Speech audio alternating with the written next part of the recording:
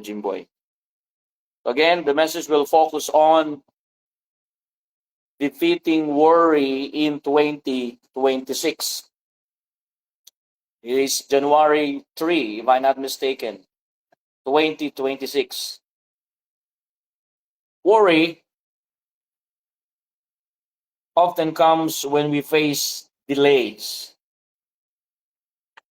Ang pag-alala ay dumarating kapag may pag-aantala. Tama po ba? Hello? Brother Jim, all good na, Brother Jim? Na-save mo na? Update lang ako kung na-save na ni Brother Jimboy. Okay na rin po. Thank you, Brother Jimboy. Mabuhay ka ng 100 taon. At dumami pang lahi mo.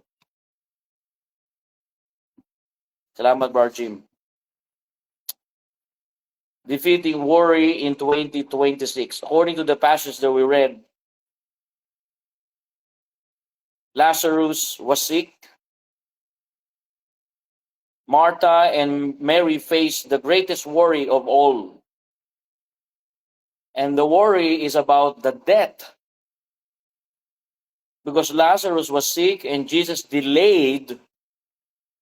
And the Bible says in verse number 21, Bible says, then said Martha to Jesus, Lord, if thou hast been here, my brother had not died. So Lazarus was dead. One of the best friend of the Lord Jesus Christ, one of the closest friend of the Lord Jesus Christ. Lazarus been in the ministry, earthly ministry of the Lord Jesus Christ. Lazarus been in the time when Jesus healed the blind man and feed the 5,000. Martha, according to the book of Luke, chapter number 11, is the one preparing the food for the disciples and to the Lord Jesus Christ. Mary loved sitting and listening in the word of the Lord Jesus Christ. They are one of the closest family, brothers and sisters of the Lord Jesus Christ. The Bible says, when Jesus delayed the healing of Lazarus, Martha, as a normal person, worried and questioned God's provision and care. Did you get that? Amen? So makikita po natin dito. And principle is when worry comes, and worry often comes when we face delay. When we face delays, loss, and answered prayers. Amen? Pag-alala ay dumarating, mga kapatid. Kapag may pagkaantala, pagkawala, at tila hindi sinasagot ng Diyos ang ating panalangin. But in this passage, it is enough for us to know that Jesus, what we believe, is the Son of God. Are you there, amen? If there is no miracle, water turning to wine, if there is no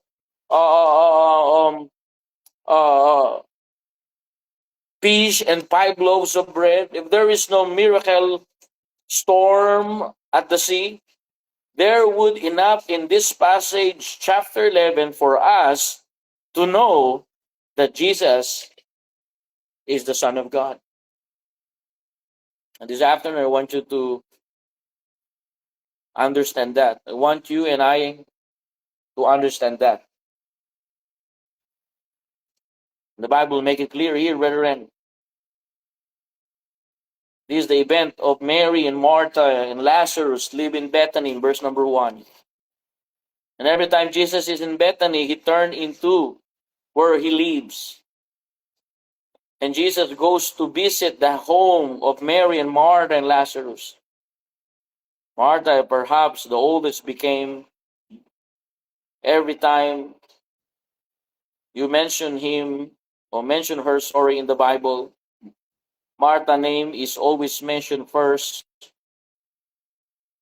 before Mary.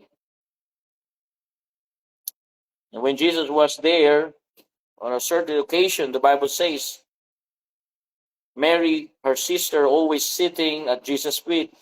Luke chapter number 10, verse 40 to 41. The Lord Jesus Christ encouraged them. And I praise God that you will understand that they are with the Lord Jesus Christ. If you imagine that they always with the Lord Jesus Christ, they always hear the blessing of the Word of God with the Lord Jesus Christ. They always hear the heavenly voices. They hear the voice of God. How I wish that according to the Word of God, one of every one of us here today is going to die. 80 years from now or 50 years from now, we're not already here. Tama ba? Amen?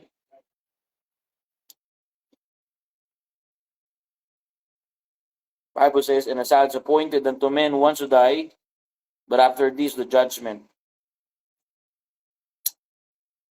So Martha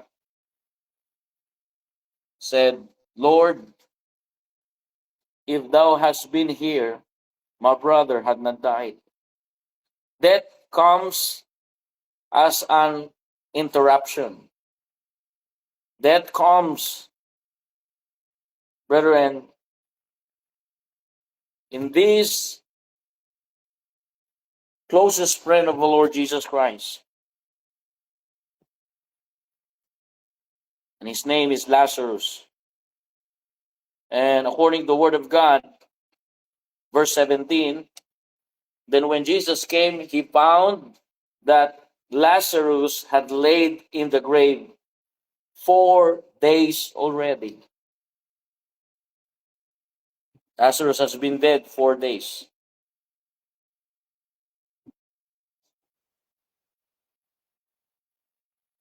I want you to see here this afternoon that sometimes the things that happen in our life happen because God has a purpose. Amen? Do you believe that God has a purpose in your life? Amen? Stop, walk away, start, find God's purpose in your life, brethren. Number one, defeating worry in 2026. According to this passage, number one, worry comes from human limitations. Verse 17, Lazarus has been dead for days, and from a human perspective, the situation was hopeless. 4 days, brethren. 4 days. This is a true story.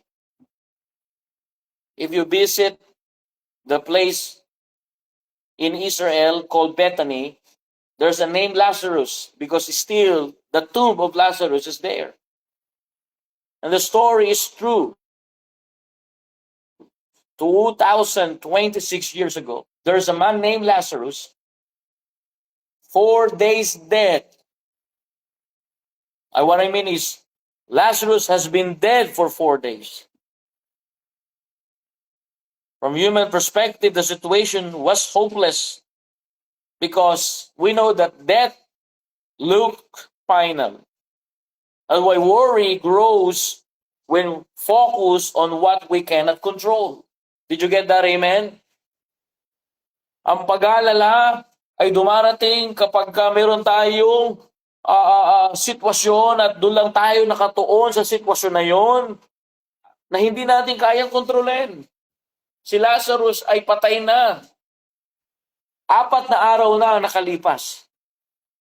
Lazarus has been dead for 4 days, and worry, brethren, in human perspective, grows when we focus on what we cannot control.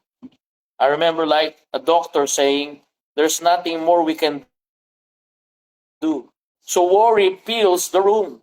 When the doctor says to the patients have cancers or stage 4 cancers, and the doctor saying there's nothing more we can do, the family members start worrying, and the worry fills the room. But do you know, God is not finished yet. Amen? God is not yet finished. What we understand here in worry, number one, comes from human limitation. That's why stop measuring God by your circumstances, brethren. Amen? Stop, your strategical or plan, and worry ends when faith begins. Amen? Sa paningin ng tao, wala nang pag-asa si Lazarus. Mukhang tapos na ang lahat. At ang sabi ng Biblia, diyan po lumalaki ang pag-aalala kapag nakatuon tayo sa hindi natin kayang kontrolin. Hindi nila makontrol na si Lazarus ay patay na. Nandun na, nakalibing na. Mahirap sa buhay ng tao intindihin yan. Hindi na mabubuhay si Lazarus. Kaya nga, makikita po natin dito, yan po yung ating limitasyon. Makikita natin yung limitasyon natin. Mga kapatid, tayo po, apang nabubuhay sa mundong ito, meron tayo mga limitation. Either amen? Meron tayo hindi kayang solusyonan. I remember God took my mother. God took my mother when I was 2 years old. But I really praised God. God has a purpose. And listen to this. Okay, God Himself, if everything I have is gone, and I still have the Lord Jesus Christ, let me tell you this, we can defeat worry. Amen? We can defeat worry. And I want you to understand this evening, gusto ko lang babawin at ipababa ang mensahe upang uwi tayo na bit-bit natin at tayo ay papasok ngayong taon na matatagumpayan natin yung anumang dalahin natin, anumang pag-worry natin, ano bang gagawin ko ngayong taon? Ano ba kaya ang gagawin ko ngayon? Paano ba ako magsisimula ngayong taon? Hanggang saan na lang ba ang aking visa? Hanggang saan na lang ba yung aking sponsorship? Kailan talaga ba ako'y tinawag ng Panginoon? May ganyan tayo worry. Talaga bang ako'y gumaling na sa aking karamdaman? Talagang pagpapalain pa ako ng Panginoon, maliligtas kaya yung aking anak? Maliligtas kaya yung aking mga kamag-anak? We have a lot of worry. Sometimes we ask God, God, can you save my mother? Can we still be with my mother? Can we see our mother in the church? Can we have a great future this year? We have a lot of worry, brethren. The same what happened here. Martha worried. Lazarus has been dead for 4 days. In previous verse, Lazarus sick, and Jesus delays coming. And by the time Jesus get there, Lazarus has been dead for 4 days. Human limitations. Di ba? Amen? Tanggapin natin na may limitasyon tayo. Yan ang katotohanan. Amen? Accept, brethren, that we are limited. God is unlimited. You is limited. Limited in your resources, limited in your wisdom, limited in your strength. Learn to admit that you are limited. In order to defeat worriness, admit that you're limited. Tanggapin natin yan. Kaya nga may Biblia. The reason we have the Bible, the reason we read and we hear the preaching of the Word of God, we listen to the Word of God, because the Word of God simply saying, admit that you are limited. Admit that you are limited. Did you get that, brethren? Here in Human and Perth, amen? Maliwanag ba yung nandyan po? Did you get, brethren? Amen? Accept. I need to admit and accept that I'm limited. And worry comes from human limitations. Worry ends when faith begins. Natatapos ang pag-aalala kapag nasimulan mo ang pananampalataya at pananampalataya. Natanggap mo na ikaw ay limitado. Natanggap mo na itong ginagawa mo ay may limitasyon sa Diyos. That's why, brethren, worry ends when faith begins. Stop measuring yourself. Admit that you are limited. Stop measuring God by your circumstances. And do not focus on what we cannot control. Either, amen? Because worry comes from human limitation. Martha said, Lord, if thou hadst been here, my brother had not died. Everyone is going to die. Cannot control that. But I want you to see another truth here. In verse number 2, verse 21, he said here, then said Martha unto Jesus, Lord, if thou hast been here. Look at this word. Lord, if thou hast been here. Not only worry comes from human limitation, but worry increases when God seems delay. Yun yan eh. Tagal na ako nag-aantay Wala pa rin nangyayari. Nagwo-worry ka na. Ano kaya magagawa ng aking graduation sa Bible school kung yung inaantay ko ay wala pa? Sa mga Bible student. Sa mga nag-apply ng visa, pag ako kayo natanggal sa trabaho, ano naman kaya mangyayari sa akin? Ganyan ang tanong natin, di ba? And brethren, let's understand this because worry increases when God seems delay. Martha believed in Jesus. There's no doubt about that. But she struggled with his timing. Martha struggled to Jesus' timing. Imagine he said, if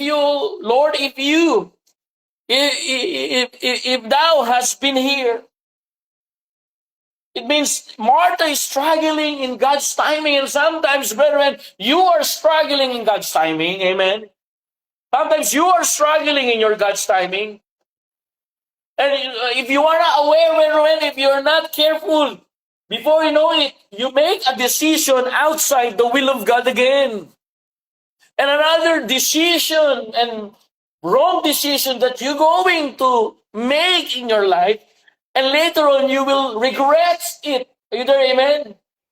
But brethren, this afternoon, like Martha, she was struggling in the timing of the Lord Jesus Christ. But I want you to understand, Martha believed in Jesus, but she struggled with his timing. And again, delay often feels like denial.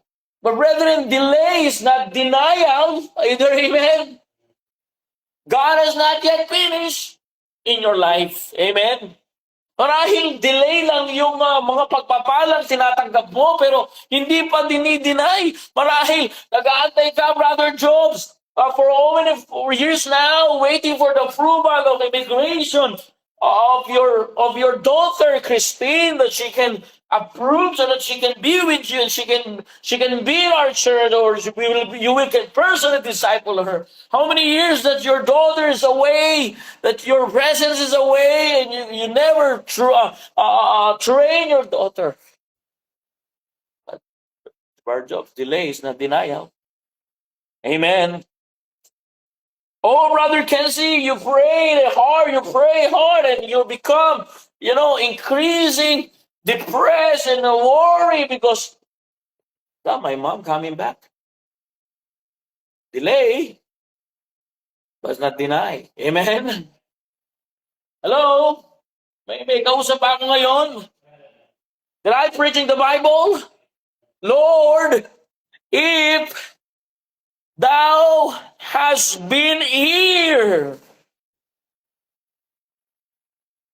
Martha struggled with the timing, with Jesus' timing. And delay often feels like denial, and worry grows and worry increases when God seems delayed. But let me tell you this, delay does not mean God does not care. Let me say again, delay does not mean God does not care. When Martha said, "Oh, Lord, I think you don't care about your closest friend, Lazarus. Lord, I think you don't care. Why you allow this? I believe in you. I've seen a lot of miracles happen. I believe in your power. I believe in your grace. I believe you're a great physician. You can heal any kind of sickness. But I was wondering, Lord, why you allow this delay? You can be here before Lazarus died." Worry increase when God sees delay. But brethren, trust God's timing, not your clock. Amen? Hello? Brothers and sisters in Perth. Trust God's timing, not your clock. Kaya tayo nakakapag-desisyon, nagmamadali makapag-asawa, nagmamadaling yumama, nagmamadali. Yang pagkakamamadali natin, dyan tayo nararapa. Kaya ang tuhod nyo may itim na kasi puro sugat, kasi lagi kang nadadapa, takbo kasi ng takbo, ang bilis-bilis, di mo naman kailangan tumakbo. Para ma-enjoy mo ang kalikasan, lumakad ka ng maayos at may kapayapaan. Para ma-enjoy mo yung kalikasan at maramdaman mo yung init ng araw, huwag kang tumakbo ng tumakbo. Wala naman tayo sa karerahan. Nagmamadali tayo. Baka dito ma-approve yung visa ko. Baka dito, brethren, trust God's timing, not your clock. Brethren, amen? Because if you don't trust God's timing, worry increase when God seems delayed. In order to defeat worry in 2026, trust God's timing, not your timing. Amen? Tiwala tayo sa panahon ng Diyos. Magtiwala sa oras ng Diyos, hindi sarili mong oras. May orasan ka ngayon. Ano kaya siguro next week, next day, or next year, Panginoon, this year na. Kung hindi nangyari, sasama ng loob mo. Kaya marami nagbabackslide ng mga Kristiyano. The reason they backslid in God because they're questioning God's timing. But your job is not questioning God's timing. Lord, if thou hast been here, Martha said, questioning God's timing. No, your job is not questioning God's timing. Your job is trusting God's timing. Oh, you have no idea. I have silent pain.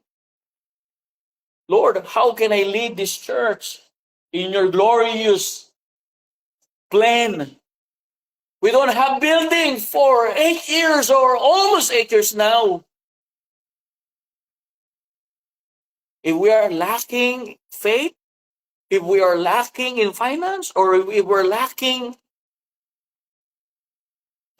being spiritual, sometimes we question God's timing. Yesterday, one of the friend in Philippines calling me, and she called me and he said, from time to time he messaged me, do you have can you help me how to get job there in Australia?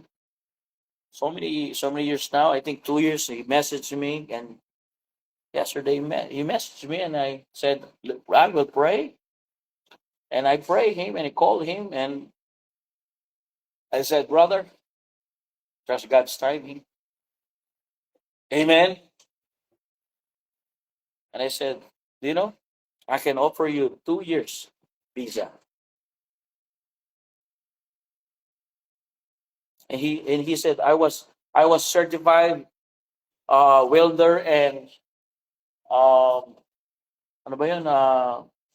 Yung plumber. And I said, oh wow, what a wisdom. The reason God not yet built our church here in Newman, because God will send someone to do our plumbing and welding in our church. Amen? Eh kung nagmamadali ka, ay di nagbabayad ka ngayon, nagastusan ka pa. Di ba ganyan tayo, kaya tayo nagagastusan. Amen? Eh kung may sponsoran nyo ng 2 years in Smartline, naglilinis na siya, nag-welding pa siya sa church, at nagtutubero pa siya sa church. Yung certification niya, TESDA, pasok dito sa Australia yun, at kung lulubin ng Diyos, pwede natin certified siya rito until makakuha siya ng profession niya, kung ano yung trabaho niya talaga. Eh, hindi na tayo magbabayad ng welder. Amen? Eh kung nagmadali kami noon, ay panahon eh. Amen? Niluluto pa. Hilaw pa eh. Hello? Kakain ka ba ng hilaw? Ay, gutom na ako. Pambira, naalala ko na naman si Brother Jim Boy. Brother Jim, napansin mo? Kakamadali mo, nagluto ka. Sabi, Pastor, tikman mo nga. Pagkain ko, talagang hirap kagatin eh. Ang tigas ng karne. Medyo hindi pa kulang pa sa ulo, kulang pa sa init, kailangan pa ng time. Di ba? Kailangan ikaw ay maluto muna ng salita ng Diyos. Amen. Kailangan magbabad ka ng salita ng Diyos. Magbabad ka sa panalangin. Kaya ka bugnutin, mapagduda sa iyong asawa. Kasi hindi ka babad sa panalangin, hindi ka babad sa salita ng Diyos. Kailangan magluto ka. Lutuin mo yung puso mo sa salita ng Diyos. Kasi hilaw pa. Kailangan maluto ang hilaw para pag kinain mo, ay masarap at malambot. Kahit ang beef mo ay Angus beef, kung hindi yan napakuluan at hindi naluto ng maayos, hindi mo tunay na malalasahan ang pagka-Angus beef. Pero pagka mid-rare, may konting dugo pa, tama ba? Hindi. Diyos daw pala, hindi pala dugo. Ang Diyos ngayon, nanggagaling na sa Angus beef. Hindi pa luto eh, hilaw pa eh. Ang buhay nating Kristiyano, hilaw pa. Huwag kang magmamadali, brothers. Huwag kang magmamadali, sisters. Ang buhay mo ay hindi pa luto. Kailangan maluto pa yan. Amen? Nariyan na po kayo? Trust God's timing, not your clock. Like waiting for help that comes late. Yet God's delay is always purposeful. Did you get that, Josh? God's delay is always purposeful. Because delay doesn't mean that you're denied. Delay sometimes is purposeful. Kaya may delay. Natatakot tayo ma-delay, di ba? Natatakot tayo pag may delay. Amen? O, ilan na yung mga na-delay nyo mga online shopping? Na-delay yung online shopping ko, mag-Christmas na. Ano na yung mga binili kong mga regalo, wala pa rin. Hindi ko lang pwedeng ibigay ng January 1. Kaya may kita nyo, ang delay ay hindi ibig sabihin na hindi nagmamalasakit ang Diyos. Delay does not mean God does not care. But God's delay is always purposeful. Amen? Are you there, amen? Ano sabi ng Biblia? Verse number 4. John chapter 11, verse number 4. What the Bible says, when Jesus heard that, he said, this sickness is not unto death, but for the glory of God, that the Son of God might be what? Glorified thereby. And the disciples and Mary and Martha is wondering what Jesus is talking about. This sickness is stage cancer, 4-stage cancer, and yet you said this is not life-threatening? Lord, you need to know about this, Lord. But brethren, the purpose is for the glory of God. He delayed, and Lazarus being dead for 4 days, he allowed that Lazarus died so that for the glory of the Son of God. Amen? Oh, there's a lot of delay in your life, brothers. There's a lot of your delay in life, sisters. For one purpose, for the glory of God. Amen? For the glory of the Lord. For the glory of Son of God. War increase when God seems delayed. But I want you to understand, trust God's timing. Because delay does not mean God does not care. Naintindihan po? Amen? Number 3. Not only, brethren, worry comes from human limitation. Not only the worry increase when God seems delayed, but the message is simple. Worry is confronted by God's promise. Verse number 23. Let's read verse 1 to verse 23. What the Bible says. Then said Martha unto Jesus, Lord, if thou hadst been here, my brother had not died.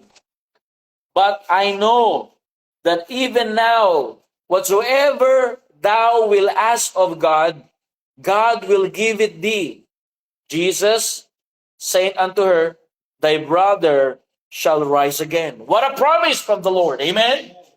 He said, thy brother shall rise again. Worry is confronted by God's promise. If you worry, go back to the Bible. We have thousands of God's promises. Amen?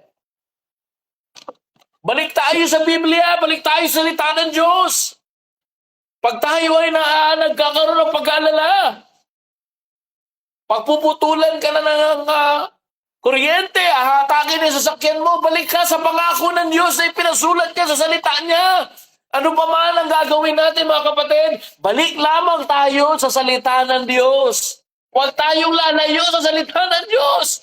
Just go back. When worry is came, you can defeat that this year, 2026, if you confronted by God's promise. Amen? Jesus promised, your brother shall rise again. Amen. Thy brother shall rise again. Jesus did not argue with Martha pain. He gave her a promise. God's word, brethren, confronts our worry. God's word tell us and teach us God's promises. Are you there? Amen? Kaya nga, mga kapatid, diyan tayo nagkakaproblema. Yan talaga. Open your Bible, please. Open your Bible. I want to show you a supporting verse here. And I believe it helps you. Dahil tayo ay nagwo-worry ngayong taon. Hindi natin alam ang ating gagawin. Pero mga kapatid, ngayong hapon gusto ko lamang po kayong i-encourage. Huwag kang mag-worry. Mayroon kang pinagdadaanan ngayon, pero alalahanin mo ang may kontrol niya ng Panginoon. At kung ikaw man ay nagwo-worry ngayon, tandaan mo may pangako ang Diyos na kailanman ay hindi kanya pababayaan. Isaiah chapter 26, please. in verse number 3, what the Bible says.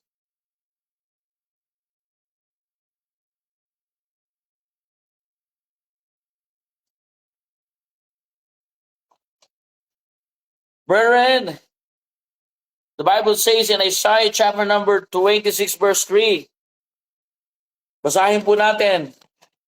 Ito, maging memory verse po na to. Pakilista mo. Ito ay isang pangako ng Diyos. Na pagka nagkakaproblema ka, basa-basahin mo to. Kaya nga yung ikaw ay mapag-alala, yan ay kakulangan lamang sa salita ng Diyos. Kaya pagka sinabi dito na i-memorize mo at tandaan mo at lagi mong isulat, ay gawin natin po yan. Isaiah chapter number 26, verse number 3, what the Bible says. Let us read all together so that we can familiarize in this verse. Ready, read. Thou will keep him in perfect peace, whose mind is stayed on thee, because he trusted in thee. If you not, brethren, God said in the book of Isaiah chapter 26, verse 3, I will keep him in perfect peace, whose mind is stayed on Jesus. Amen. Yan ay pangako ng Diyos. Amen.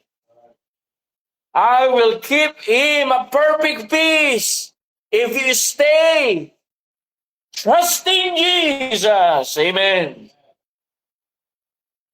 Yeah. You know, the will of God will never take you where the grace of God cannot sustain you. God will keep you. God will sustain you. Okay? And the Apostle Paul said, I can do all things through Christ who strengthened me. Means, if God has willed it for me, He strengthened me. Amen?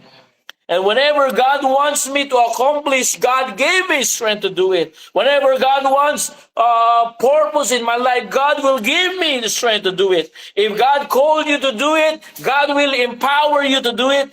God will not empower you if it is not will. But if it is the will of God, He will keep you in perfect peace. Peter, amen? That's why. Napakaganda mga kapatid na maalala natin ito. Marami tayong narinig na mga mensahe. Marami tayong narinig na salita ng Diyos, mga pangako ng Diyos. Konting problema lang, nakakalimot tayo. Diba? Amen? Konting problema lang, nakakalimot tayo. Lagi na naman tayo nakasimangot.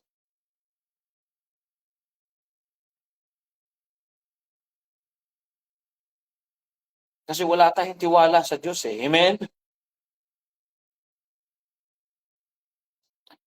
Thy brother shall rise again. What a promise from the Lord Jesus Christ. Amen?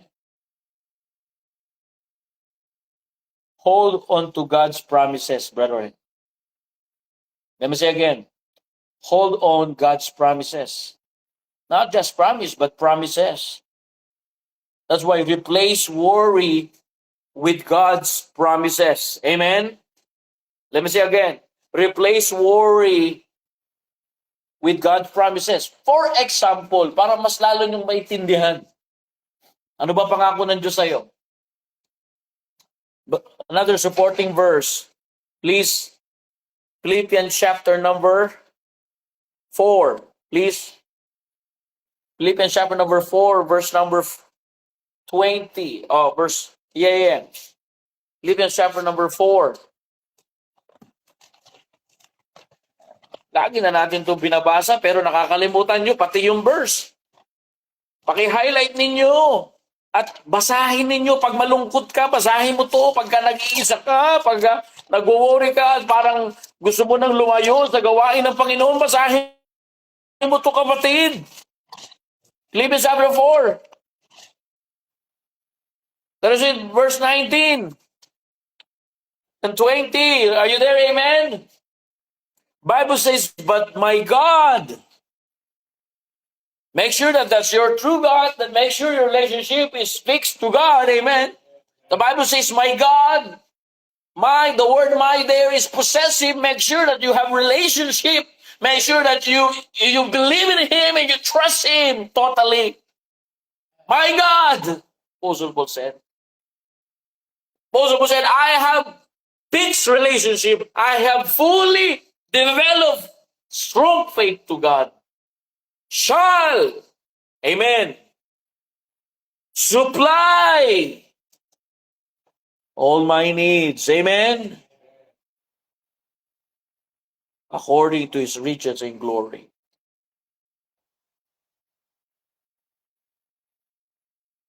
Brethren, my God shall supply all my needs. It is not a wholesale, across-board promise. It is a conditional promise.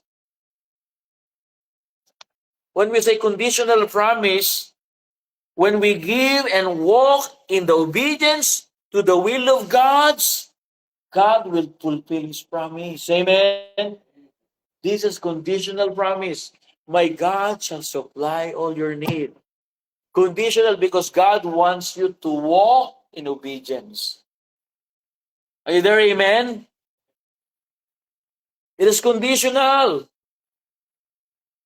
That's not a wholesale promise, but it is conditional promise. What the Bible says in Luke chapter number 6, verse 38. Another promise here. Susulat nyo yan. Makikita nyo, minsan pagka nakikinig kayo ng preaching, parang hindi nyo matugma-tugma yung mensahe. Pero pag kayo na lang mag-isa, basahin nyo yung sinulat ninyo, makikita nyo yung mensahe ng Panginoon. Luke chapter number 6. Luke chapter number 6. Ano po sabi po ng Biblia? In verse number 38, please. This is what Jesus said, another promise. God will supply your need. Amen? But verse number 38, it is conditional promise if you learn to give. Oh, tinan nyo. Sabi ni mga member, ako, tithes na naman yan si pastor. Hindi ka nagtatites. Tapos gusto mo, supply ng Diyos yung give mo, blessing mo. Matuto kang magbigay. Amen? Verse number 38, give, and it shall what? Given. Give, and it shall what? Given. It is conditional promise. When you learn to give, you will receive. Amen. God will supply your need, but it is conditional promise. You need to walk in obedience to God, and God loveth a cheerful giver. Pag pera na pinag-uusapan, abay, pagka bibili ng gamit o bibili ng pagkain, nakakagastos tayo 300, 500, 600. Pero pag tithings na, yung 300 sa atin, ang laki na. So kaya tinadala to ni Pastor. Siguro binibili niya to ng mga chemicals niya sa Smartline. Ha? Dami pa yung Smartline eh. Yan sa board, nakita nyo naman kung saan lang pumunta yung pera ninyo. Nang negative pa nga eh, di ba? Kita nyo yung tithes nyo doon. Last na report ko, last week, reported your expenses and your giving in our church. Nakita nyo negative.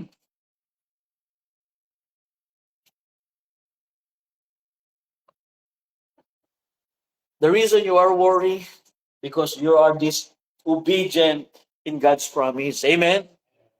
But if you are obedience and you walk in obedience, when Jesus said, give, it shall be given unto you. Amen?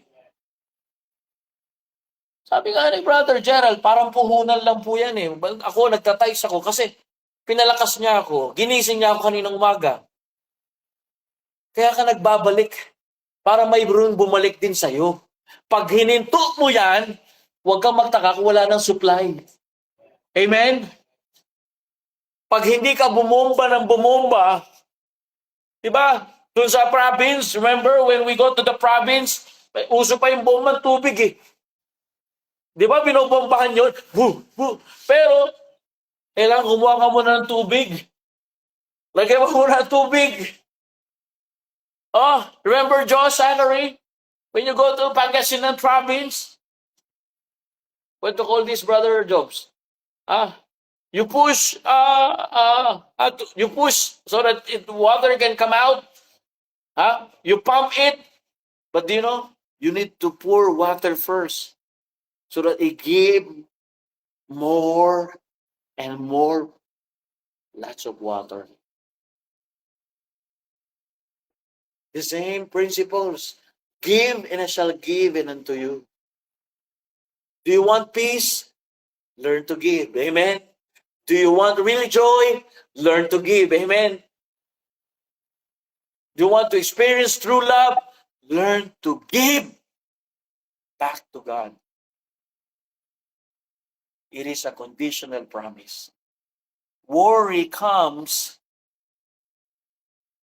and worry increase when God's delay. And you know, worry can be confronted by God's promises. Alam niyo yung diskarte ko? Pag paubos na pera ko, kaya minsan, si wife nagtataka yan. Bakit ka pa uuwi sa Pilipinas? Wala ka nang pamasahe. Hindi niya ako maintindihan kasi ako yung nagbabasa ng Biblia, ako natututo eh. Pupunta ako doon, hindi magpambutmut. Makapagbigay lang ako sa isang pastor, doon alam ko na, pagpapalain na ako. Bakit? Lingkod ng Diyos yan eh. Amen? Yung binigay mo, kulang pa yun eh. Pero parang poso yan, na kahit konti lang ang nilagay mo, pag pinamp ng Panginoon yan, dadami yan. Pag natuto ka magbigay sa mga ginagamit ng Diyos, huwag kang magtaka kung pagpalain ka ng Diyos. Amen?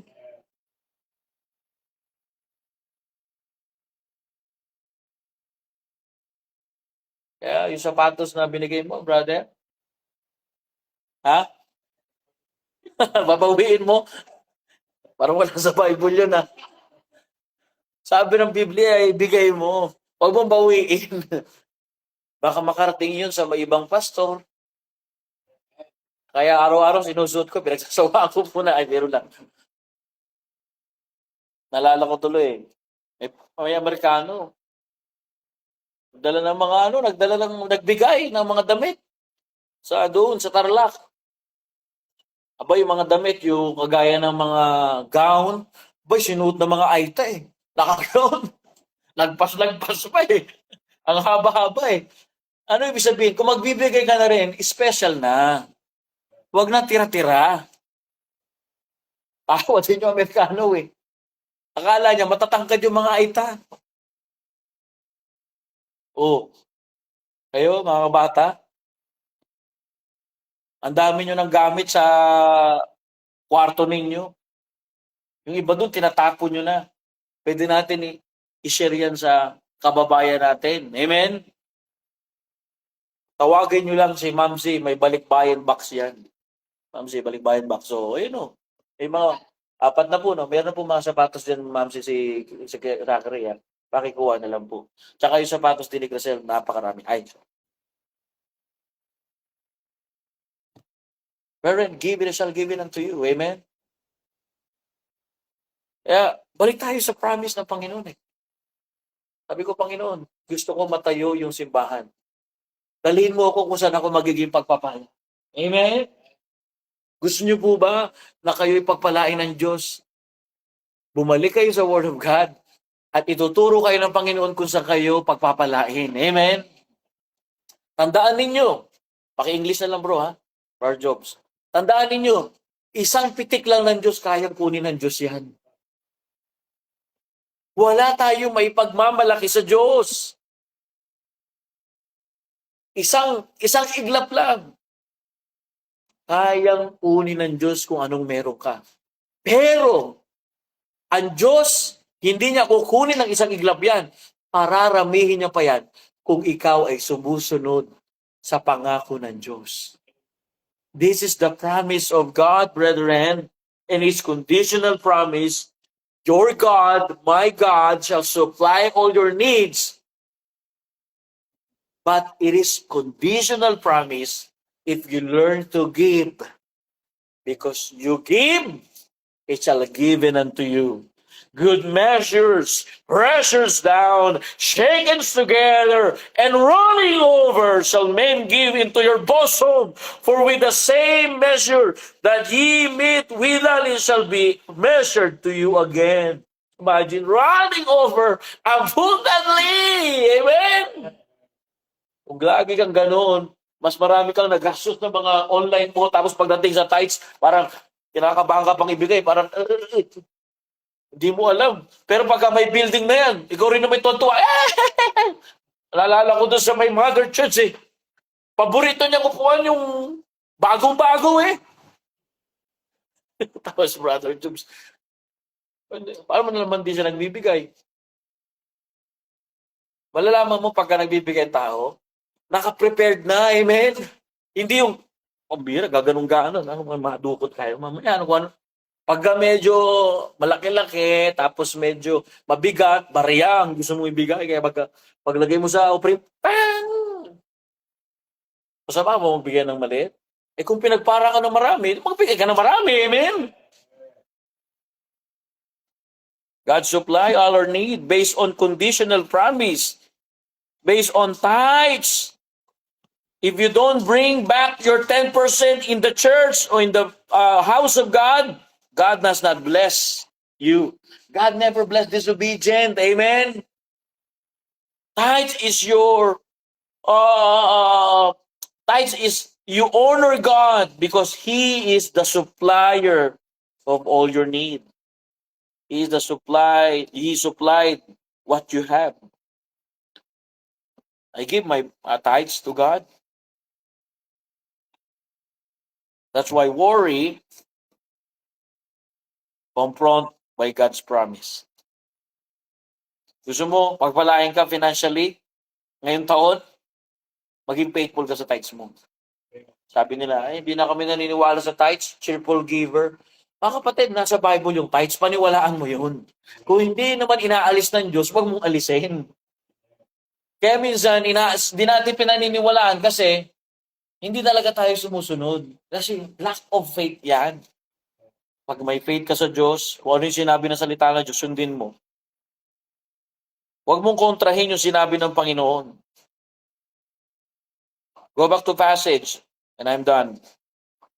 Worry is confronted by God's promise. Thy brother shall rise again.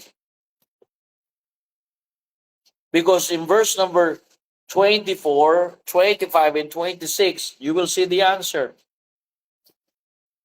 What is the answer? Tumigil ang iyak ni Martha sapagkat in verse number 24, Martha said to him, I know that he shall rise again in the resurrection at the last day. Martha simply saying, I know that I will see my brother in heaven, but what I'm saying, Lord, he is been dead for 4 days. Never live again.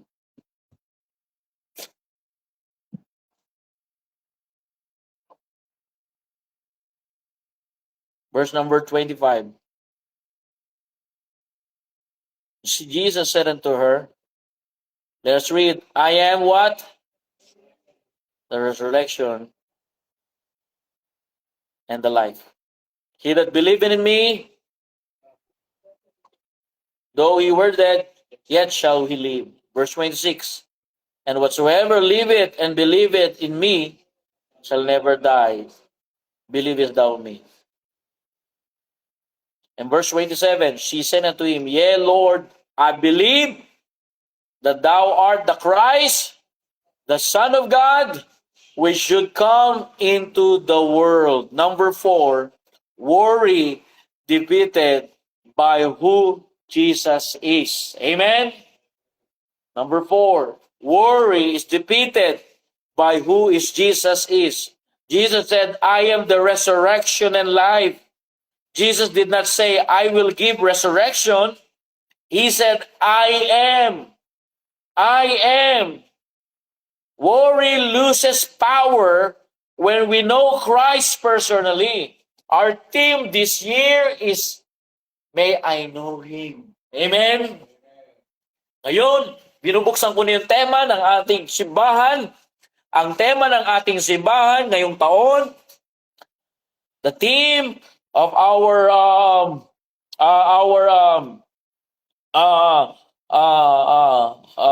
our church team, may I know Him. To understand God is to seek Him, to know Him, and to seek Him is to ultimately to know Him. Amen? Do you know what happened? Verse number 43. I am the resurrection of life. Look at verse 43. And when He, Jesus said, had that spoken, He cried with a loud voice, Lazarus, come forth. In verse 44, and he that was dead came forth, bound hand and foot with grave clothes, and his face was bound about with a napkin. Jesus said unto them, Loose him and let him go. Verse 45, then many of the Jews which came to Mary and had seen the things which Jesus did, believe on him. Lazarus raised from the dead. Amen. That's how Jesus powerful. My question, if you still worried this 2026, my question, do you really know Him? Now we have the Bible. We can know Him now. He said, I am the resurrection of life. Wow. If they said that Jesus is not the Son of God, He is the Son of God. He can raise the dead, and He also raised from the dead. Amen? Kaya niya bumuhay sa mga patay, at kaya niya rin buhayin ang sarili niya sa pagkamatay. Yan ang Kristong tinanggap ko sa puso ko. Yan din dapat ang Kristong tanggapin mo sa puso mo. Brethren, if Jesus can raise Lazarus from the dead, and He raised Himself from the dead, let me tell you, if you are dead spiritually, He can raise you up. Amen? What kind of condition you are, what kind of trouble you are, delay is not denial. Trust God's timing, not on your clock. Because when you know Him more, He can move the mountain. He can provide a great church here in WA, one of the biggest churches here in WA, Colosseum, here in our church. I believe that because I know Him. And brother, I encourage you, you need to know Him this 2016 to defeat your worry. Yeah, every day you can worry, but go back, confront God's promise, and He can defeat your worriness. Amen? Nag-worry ka eh. Masyado ka na nag-worry, kaya ka bugnutin. Pero balik ka sa salita ng Diyos, kapatid. Amen? At sabi ng Biblia, oh, Lazarus, come forth. And the Bible says, this dead man for 4 days raised and walking, not dead person, but alive person. Amen? Jesus said, do you believe, Martha? Oh, Lord, I believe in you. All right. Lazarus, come out. And the Bible says, and he that was dead came forth. Amen. And bound hand, foot with grave clothes. Sometimes, even you are covered by your mistake in the past. Even you are covered and you have grave clothes, still you are bounded in sin. God can heal you. God can release you. God can raise you up from your spiritual death. Amen? Just walk with Him. Talk with Him this 2026. And brethren, worry defeating by who Jesus is. Know Jesus, not just about Jesus. Amen? Tandaan niyo po yan, kilalanin si Jesus, hindi lang alam tungkol sa Kanya, Matagal ka ng Kristiyano, pero hindi mo talaga kilala si Kristo. Hindi mo talaga pinagkakatiwalaan si Jesus, kaya pabalik-balik ka dyan sa kasalanan mo. Pero makakalaya ka dyan sa kasalanan mo. Grave clothes si Lazarus. Kinubera na siya noon. Nilalagyan ng napkin. Kinukubera ng napkin. Mukha ng mommy si Lazarus. He looks mommy. Like mommy in Egypt. That's Lazarus looks like. But Jesus released that covers him. You know, if there's a stronghold in your mind, when Satan have a stronghold in your mind, baka ulitin pa ni brother ito, ng asawa kong ito. Baka gawin niyo pa ito, baka bumalik sa ganyan niya, nakakatakot. Hindi mo kilala yung Kristo na kayang tanggalin kung anong nakakover sa patay na. Amen? Patay na yan, kaya niyang buhayin. And let me tell you, know Jesus. Know Jesus. Not just about Jesus. Your hope is a person, not a circumstance. Amen? Kung mawalan man ang lahat, basta meron kang Kristo, sapat na yun. Ang pag-asa mo ay isang persona, hindi yung sitwasyon. Kilalanin si Jesus, hindi lang tungkol sa Kanya. Marami ka nang nabasa na matungkol sa Panginoon, pero yung personal mo siyang kilalanin, personal mo siyang na-experience, iba po yun. Amen? I encourage you, church, quite different to just about, not just about Jesus, but you know Him personally. And brethren, worry defeated. This 2026, by who is Jesus? He said, I am the resurrection of life. Hallelujah, amen? Jesus did not say, I will give resurrection, but He said, I am life. The same one we talked about last month. Jesus is eternal life. When we say life, when you want a life, Jesus is life. That's why when we say life, true life or meaning of life, it starts with Jesus. Amen? Because He is the life. He that hath the Son of God hath life. And he that hath not the Son of God hath no life. Kaya ang kinaroroonan ng anak ay kinaroroonan ng buhay. At ang kinaroroonan ng buhay ay kinaroroonan. 1 John chapter number 5, last verse number 12 and 13. Napakaganda nito, amen? Ang sabi ng Biblia,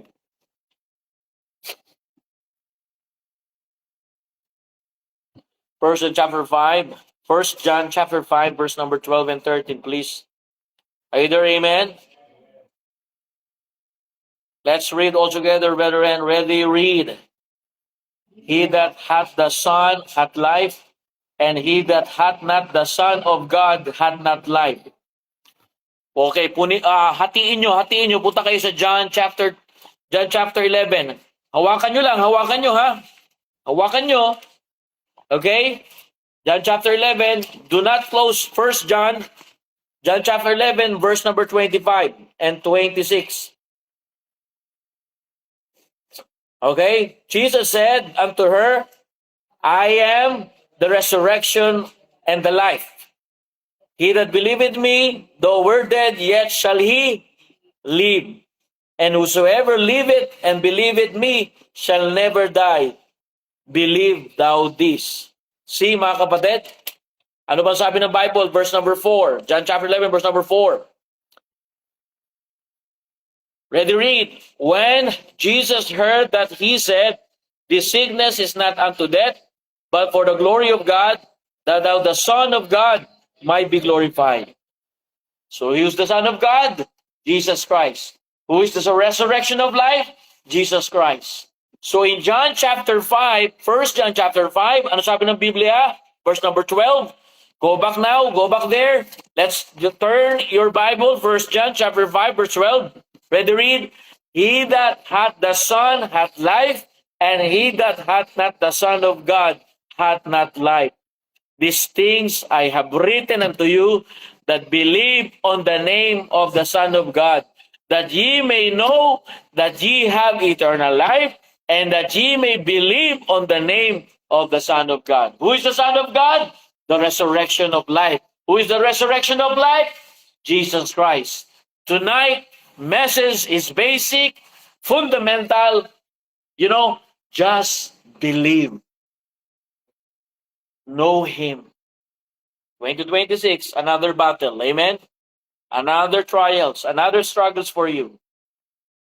But worrying, struggles, circumstances defeated by who is Jesus. Who is Jesus? He is the Son of God. Who is Jesus? He is the resurrection of life. Do you know my prayer in this community, Newman? Especially this Pilbara region? More young people to know Jesus. Sabi nga ni Brother Jimboy told us in his testimony, he was alone. He was depressed. He was in his closed room, closed door, closed window, depressed and he thought that his life. But look at Brother Jimboy now, amen? He had a joy in his heart and he tried his best to go to the city Perth, bringing the gospel tracts, even reject him, even he don't like him because he knew that he was in the depression of his life. He was alone. He was depressed. He was deceived. But when Jesus set him free, Jimboy knows that these people needs Jesus. Amen?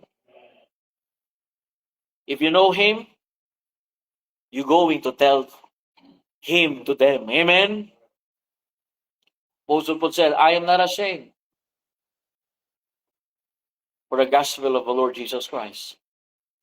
Your mess becomes your message. Amen? Praise God. Mga kapatid, kilalanin mo ngayon si Jesus. Wala kang problema ngayong taon. Magkakaproblema ka ngayong taon. Pagka may problema ka na, mas lalo kang lumapit sa Panginoon. Huwag kang lalayo. Sabi ko kay Trent, huwag lalayo. Ngayon, nagkakaproblema siya. Sabi ko, Brother Trent, balik ka sa Panginoon. Pagka nakabalik ka sa Panginoon, makakabalik ka sa simbahan. Pag nakabalik ka sa simbahan, makakabalik ka sa kalooban ng Panginoon. Pag nakabalik ka sa simbahan, may enjoy mo ang buhay, Kristiyano. Salamat sa mga testimony nyo dyan. Brothers and sisters in Perth. What an encouragement testimony. But when the problem comes, when circumstance comes, when worry comes, that's an immediate invitation to call in the name of the Son of God. Amen? I hope the message is clear. Let's defeat worry this 2026. Amen? Through the Lord Jesus Christ. To know Him more. That's our goal. Let's pray. Let's come to the Lord in prayer. Let's talk to God. Lapit tayo sa Panginoon. Huwag mahiya. Lapit sa Panginoon. Time to call Him. Time to pray. Let's talk to God in prayer. Tayo po'y manalangin.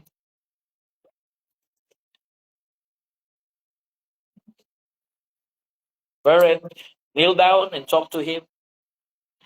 Let's pray. Let's pray. Close your eyes. Ask the Lord to know Him more. God will listen to your prayer.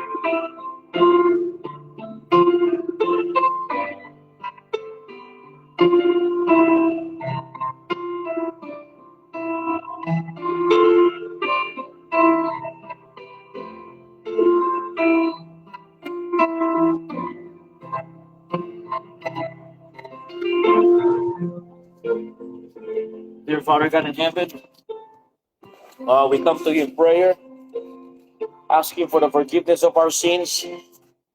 Thank you, Lord, for this afternoon. Thank you. We worry, and worry comes often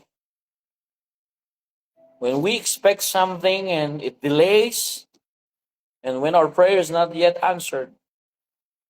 But your word teaches us that when Mary and Martha worried, and you delay and you allow delay in the lives of Martha and Mary and Lazarus, we see your purpose.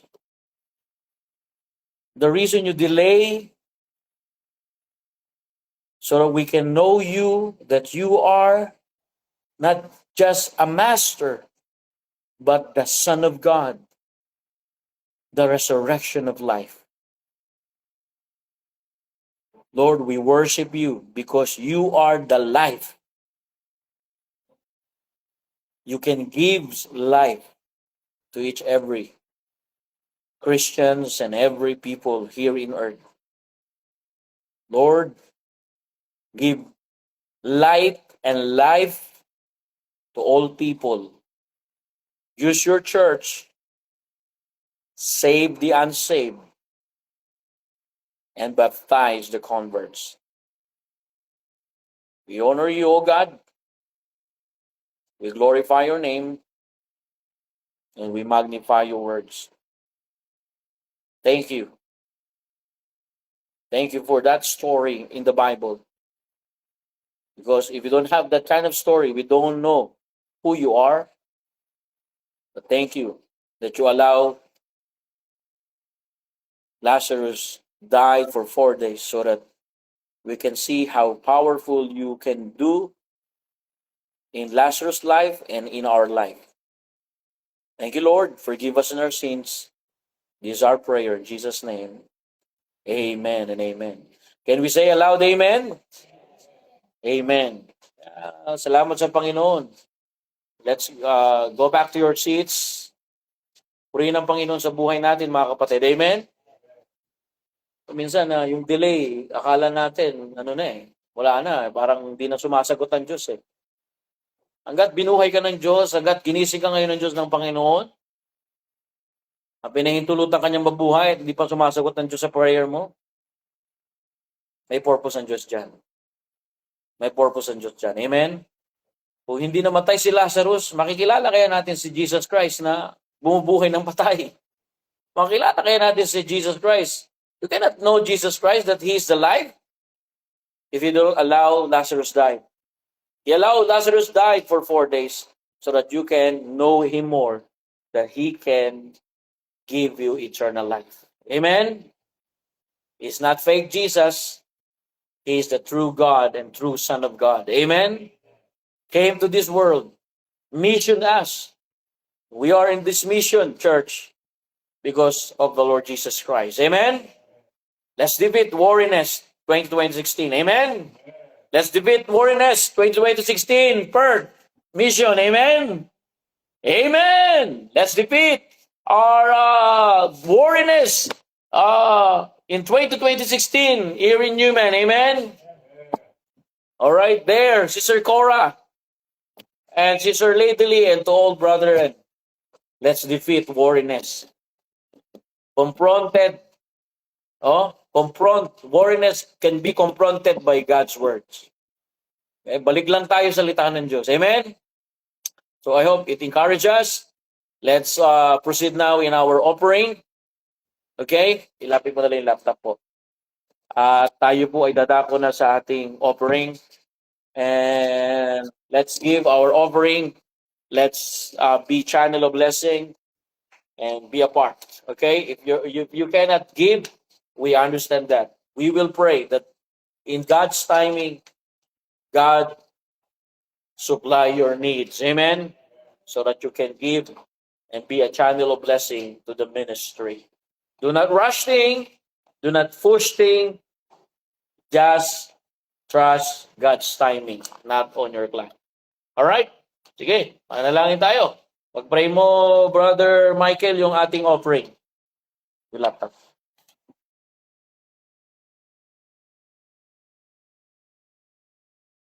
Okay, Brother Mike, pasawa na lang po sa prayer.